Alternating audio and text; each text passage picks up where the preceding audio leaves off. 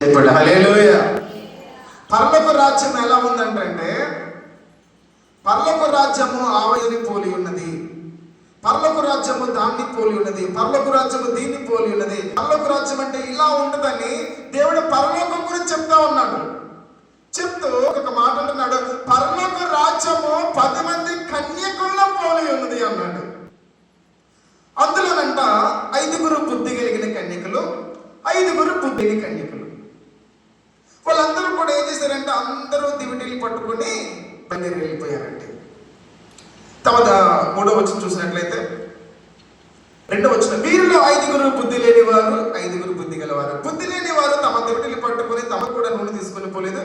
బుద్ధి గలవారు తమ దివిటీలతో కూడా సిద్ధుల్లో నూనె తీసుకొని పోయి పెళ్లి కుమారుడు ఆశయం చేయగా వారందరూ కొలికి నిద్రించారు. అర్ధరాత్రి వేళ 5 పెళ్లి కుమారుడు అతన్ని ఎదుర్కొన్నట్టుకు రండి అని కేక వినబడిన.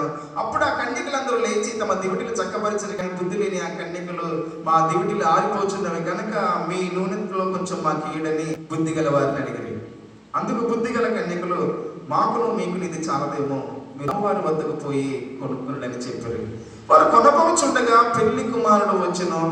అప్పుడు సిద్ధపడి ఉన్నవారు అతనితో కూడా పెళ్లి విందునకు లోపలికి పోయి అంతటా తలుపు వేయబడిన. ఆ తరువాత తక్కిన కన్యకలు వచ్చి, అయ్యా అయ్యా మాకు తలుపు తీయమనగా అతడు, మేము నెరుగునని మీతో నిశ్చయముగా చెప్పుచున్నాను అని.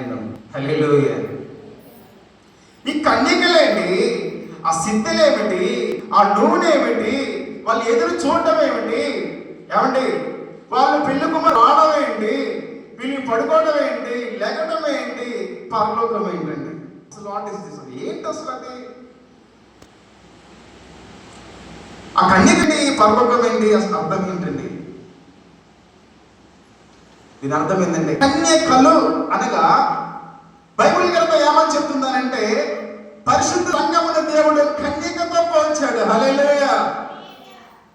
కొరింథీయులకు రాసిన పత్రికలో ఏమని రాయబడిందంటే, మిమ్మును ఒక్కడే పురుషునికి అనగా కన్యకగా నేను ప్రభువునకు ప్రదానము చేసి తిని అన్నాడు.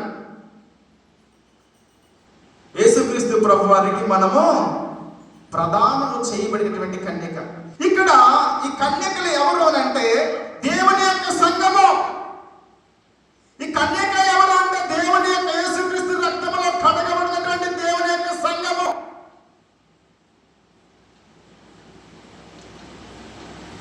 దానిలో 5 బుద్ధి కలిగిన వారు ఉన్నారు, 5 బుద్ధి లేని వారు ఉన్నారు. సంఘంలో కూడా బుద్ధి కలిగిన వారు ఉంటారు, బుద్ధి లేని వారు ఉంటారు. అపొస్తలుల కార్యంలో ఏమని రాయబడిందంటే, శరీరానుసారులు ఉంటారు, ఆత్మానుసారులు ఉంటారు.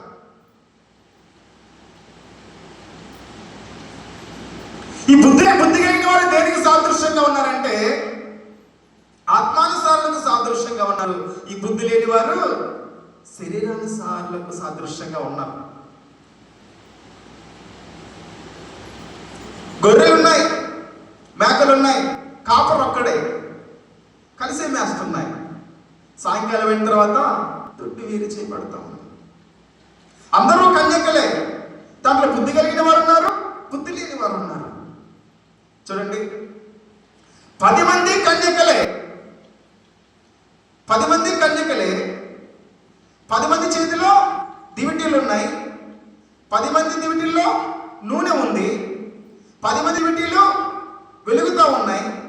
10 మంది కలిసి ప్రయాణం చేశారు, 10 మంది కలిసి వెయిట్ చేశారు, 10 మంది పెళ్లి కుమారుని స్వరం విన్నారు, 10 మంది కలిసి నిద్రించారు, 10 మంది లేచారు. కానీ పెళ్లి కుమారుని దగ్గరికి వెళ్ళింది 5 మాత్రమే వెళ్ళారు.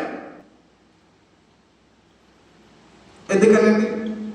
అన్ని సమానంగా చేశారు, అన్ని సమానంగా చేశారు. 10 మంది కన్యకే, 10 మందికి దివిటీలు ఉన్నాయి, 10 మంది దివిటీల్లో నూనె ఉంది, 10 మంది దివిటీలు వెలుగుతూ ఉన్నాయి, 10 మంది కలిసి ప్రయాణం చేశారు, 10 మంది కలిసి పెళ్లి కుమారుని కోసం ఎదురు చూశారు, 10 మంది పెళ్లి కుమారుని స్వరం విన్నారు, 10 మంది కలిసి నిద్రించారు, 10 మంది లేచారు. కానీ పెళ్లి కుమారుని దగ్గరికి వెళ్ళి